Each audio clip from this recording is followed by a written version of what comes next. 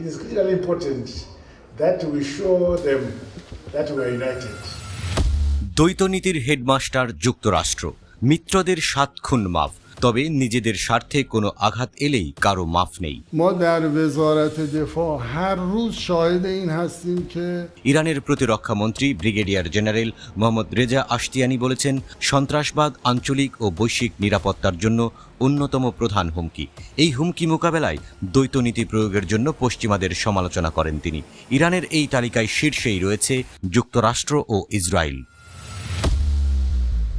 সোমবার তেহরানে জিম্বাবুয়ের vice president কনস্টান্টিনো চিওয়েঙ্গারার সাথে এক বৈঠকে আশতিয়ানি বলেছেন, আমরা সন্ত্রাসবাদের সাথে পশ্চিমের দ্বৈত নীতি প্রত্যক্ষ করেছি।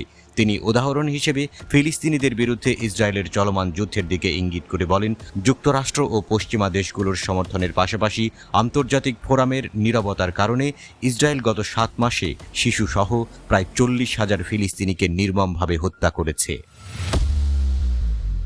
ইরানের প্রতিরক্ষা প্রধান জোর দিয়ে বলেন, সমস্ত স্বাধীন দেশের জন্য ইসরায়েলের কাজের জন্য তাদের প্রতি ঘৃণা প্রকাশ করা এবং ইহুদিবাদী শাসকের হত্যার মিশন বন্ধ করার জন্য বাস্তব ব্যবস্থা গ্রহণ করা প্রয়োজন।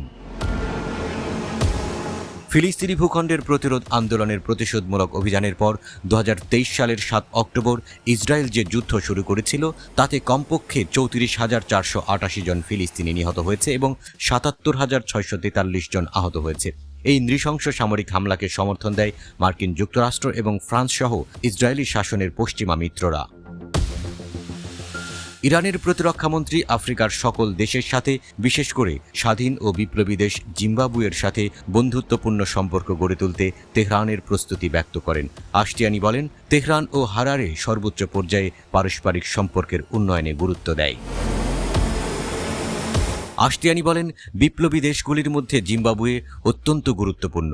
তার বিপ্লবী নেতা এবং জনগণ স্বাধীনতার চেতনা বজায় রাখা এবং ঔপনিবেশিকতার বিরুদ্ধে লড়াই করার পাশাপাশি দক্ষিণ আফ্রিকা অঞ্চলে একটি ইতিবাচক এবং গঠনমূলক অবদান রাখছে।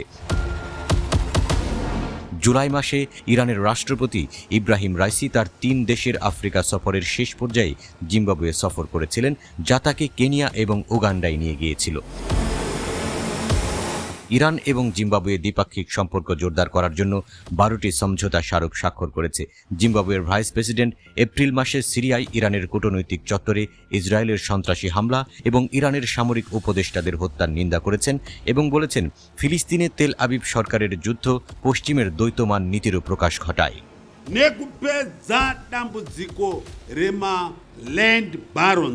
চিওয়েঙ্গা বলেছেন, পশ্চিমা দেশগুলি ইরান এবং জিম্বাবুয়ে উভয়ের উপর নিষেধাজ্ঞা আরোপ করেছে।